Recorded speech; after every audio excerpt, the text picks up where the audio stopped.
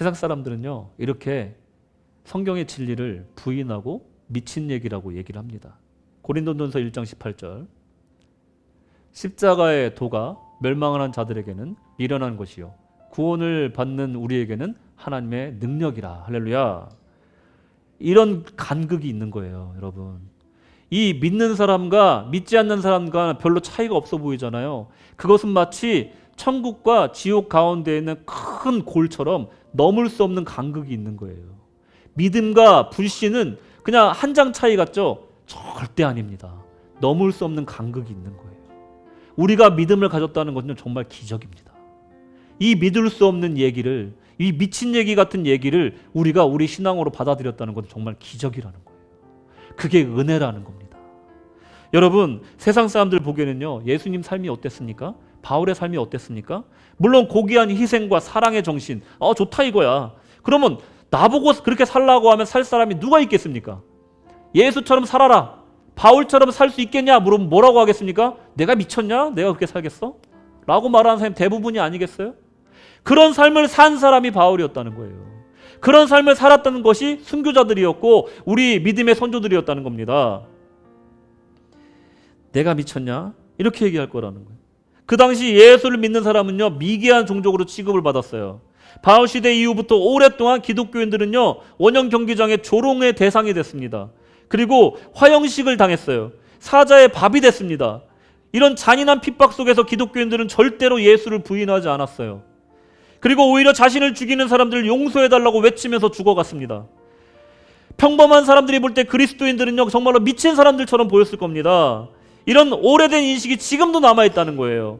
예수를 제대로 믿다 보면요, 미쳤다는 소리를 한 번씩 들을 수밖에 없다는 거예요.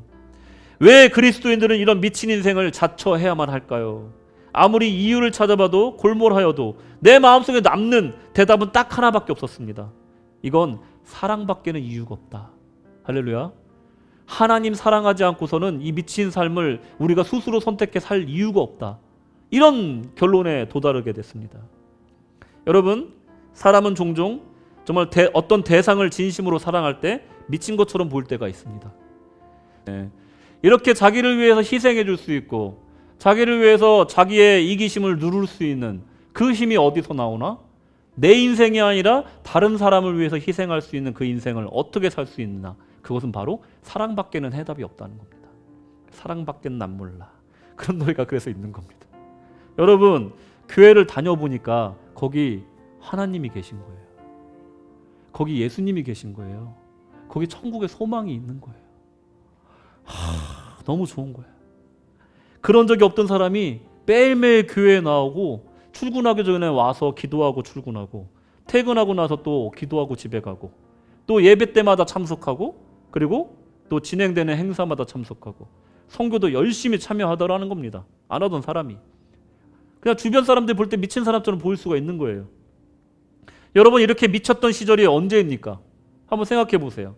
그게 언제였습니까? 여러분 지금 얼마나 주님께 미쳐 있습니까? 한번 이 질문을 좀 드리고 싶습니다. 불강불급이란 말이 있어요. 불강불급. 어떤 일에 집념하지 않으면 어떤 것도 이룰 수 없다라는 뜻을 갖고 있는 거예요. 미치지 않으면 미치지 못한다. 이 말입니다. 거기에 다다르다 그런 뜻이잖아요. 무슨 말입니까? 예수에 미치지 않으면 천국에 이르지 못한다. 이 말로도 해석할 수가 있다는 거예요. 세상 일도 이럴진데 우리가 천국에 이르기까지 미치지는 않더라도 최소한 미친 사람처럼 보여야 제대로 된 신앙생활이라는 겁니다. 사랑하는 구세군 시드니 한인교회 성도님, 성도 여러분, 이 거룩하신 그리스도 예수의 이름으로 권면합니다. 맹맹하게 사시지 마시고 열정을 가지고 사시기 바랍니다.